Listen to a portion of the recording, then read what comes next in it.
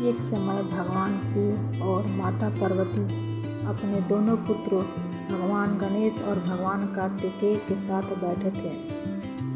एक दिन माता पार्वती ने सोचा कि क्यों न दोनों पुत्रों की बुद्धि और समझ की परीक्षा ली जाए।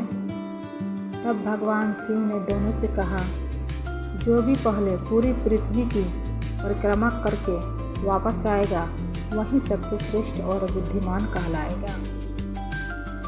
यह सुनते ही कार्तिकेय तुरंत अपने तेज वाहन मोर पर बैठ गए और पूरी पृथ्वी की परिक्रमा करने निकल पड़े। वे बहुत तेज गति से आकाश और धरती के रास्तों से आगे बढ़ते जा रहे थे, लेकिन भगवान गणेश थोड़े शांत स्वभाव के थे। उनका वाहन एक छोटा सा मूषक था।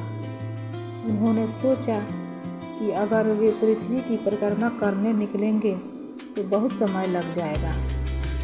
तब उन्होंने कुछ देर मन ही मन विचार किया कि अचानक उनके चेहरे पर मुस्कान आ गई। वे उठे और अपने माता पिता भगवान शिव और माता पार्वती के सामने हाथ जोड़कर खड़े हो गए। इसके बाद उन्होंने श्रद्धा से अपने माता पिता की 3 बार परिक्रमा की। परिक्रमा करने के बाद वे शांत होकर वहीं खड़े हो गए। कुछ समय बाद भगवान कार्तिकेय पृथ्वी की परिक्रमा करके वापस आए। उन्हें लगा कि वहीं विजेता होंगे, लेकिन जब उन्होंने देखा कि गणेश जी पहले से ही खड़े थे तो वे आश्चर्यचकित हो गए। तब भगवान शिव ने गणेश जी से पूछा, गणेश, तुमने पृथ्वी की परिक्रमा कब कर ली? गणेश जी ने विनम्रता से उत्तर दिया, मेरे लिए माता पिता ही पूरा संसार है। आपकी परिक्रमा करना ही मेरे पूरे जगत की परिक्रमा करने के समान है। गणेश जी की यह बात सुनकर भगवान शिव और माता पार्वती बहुत प्रसन्न हुए। उन्होंने गणेश जी को आशीर्वाद दिया और कहा कि उनकी बुद्धि और भक्ति सबसे महान है।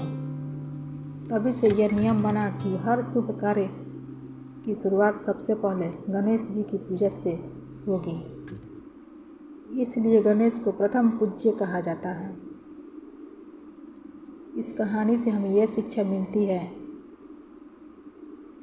कि माता पिता का सम्मान और सेवा करना सबसे बड़ा धर्म है और सच्ची बुद्धि वही है जो प्रेम और सम्मान से भरी हो। जय श्री गणेश। आपको ये कहानी अच्छी लगी हो तो चैनल को लाइक और सब्सक्राइब करना ना भूलें।